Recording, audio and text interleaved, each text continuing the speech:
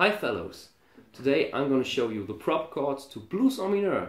And these are only a few because it's a blues and you can play it actually with just 3 chords. Let me play the demonstration and then I will explain the chords to you. I will play a little intro like a minor turnaround and then go straight into the form. 1, 2, 3, 4.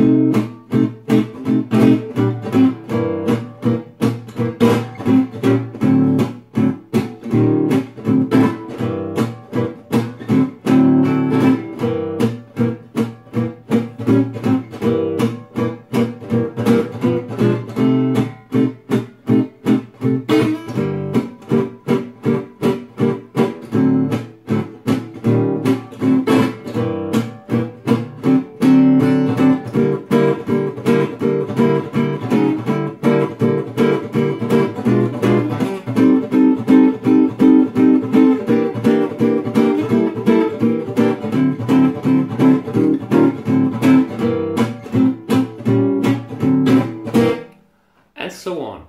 Let me say first that in some versions the end, when it comes to D dominant 7, in a lot of versions you hear the E flat first, but actually I like best the Django version from 1947, and there he only plays D minor, there's no E flat at all, it's just the 3 chords. But you can of course play in the end when you come from G minor.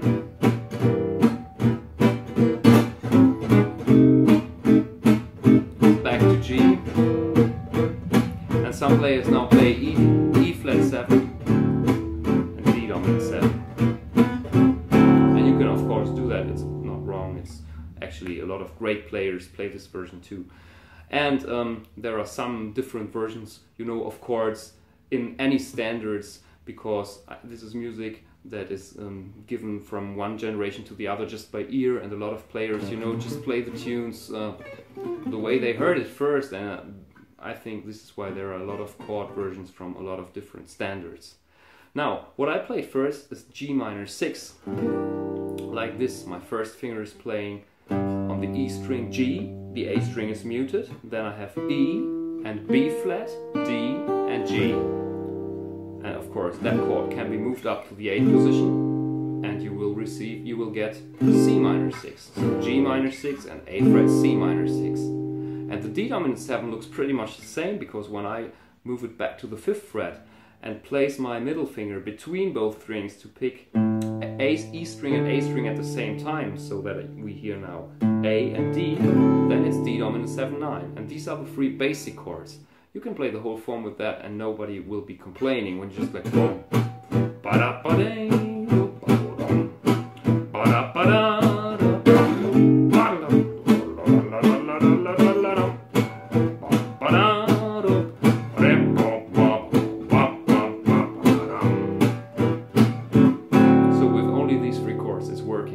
So when we take a look at this chord, there are some things that I do that might be exciting for you. The first thing is that I'm playing a 3-note voicing. I leave out the E and B string, just playing these 3 notes. And then we can walk along a bit on the E string. This one is nice, just as a movement idea for G. It's kind of E flat dominant 7 and D dominant 7 back to G, but with the same voicing. So that on E flat dominant 7 and D flat dominant 7, the 5th is in the bass. Make it B flat, A, D flat, and A, F sharp, C flat, C.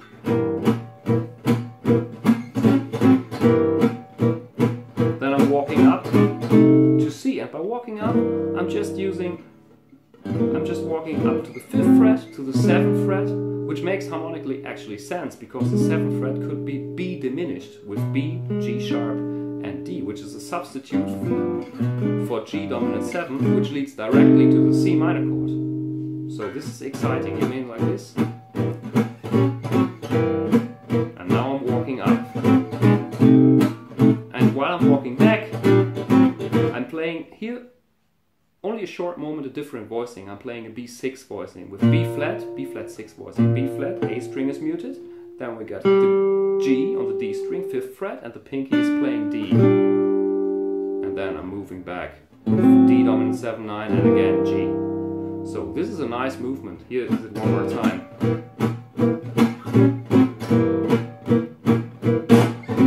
Now up. And back to G. And then you go into D dominant 7 and playing E flat dominant 7 only for just two strokes, like, and now.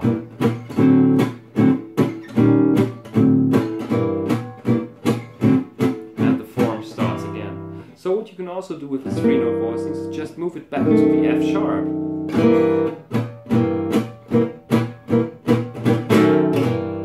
Also sounds very nice. So these 3-note voicings are used often in gypsy jazz to create some walking bass effects.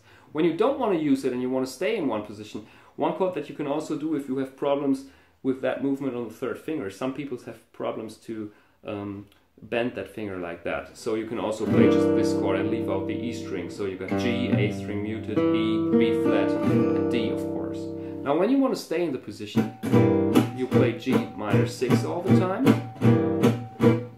Then very short G dominant 7 with my thumb here in the bass. A string is muted, and then we got F on the D string, natural B on the G string, and D on the B string. And then I'm playing the C minor 6 here with only 3 fingers. C on the A string, D string is muted, A on the G string, and E flat, like that. Or you can also play the triad. Also sounds very nice with just G, E flat, C, and G. And then again you play this one.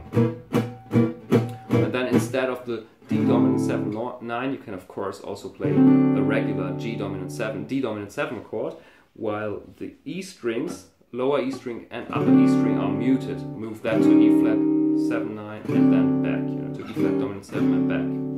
So here's the form in one position.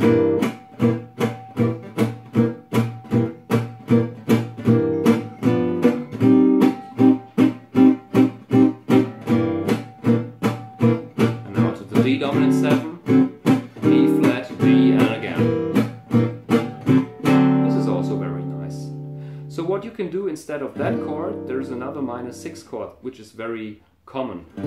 That one, or that one, or that one. All the same chords, just different fingerings.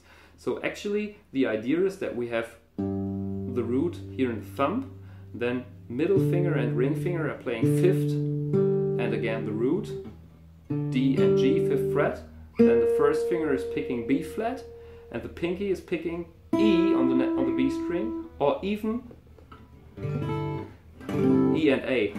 When I'm doing this, I don't use these 2 fingers. I do use this voicing. Now my middle finger is playing D and G at the same time. Then the first finger is playing B flat, and the 3rd finger is playing E and A at the same time. And you can of course move that chord to the 8th fret too. This is perfect. And another voicing that I'm using very often when I'm playing the blues on Mineur, I'm playing the voicing that I had for C minor 6 here with C, A and E flat, also for G. So you can do something, when you end up in the 8th fret.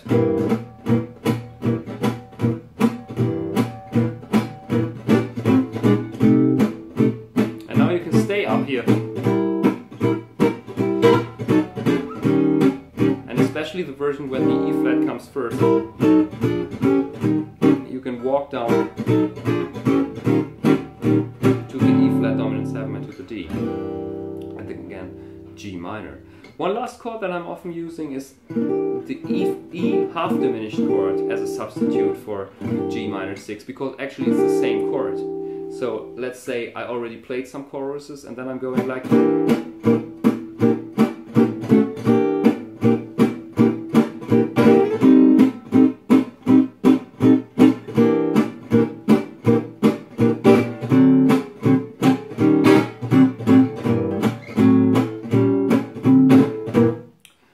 Okay, did I forget something? Yeah, the turnaround in the beginning is also with the 3-note voicings.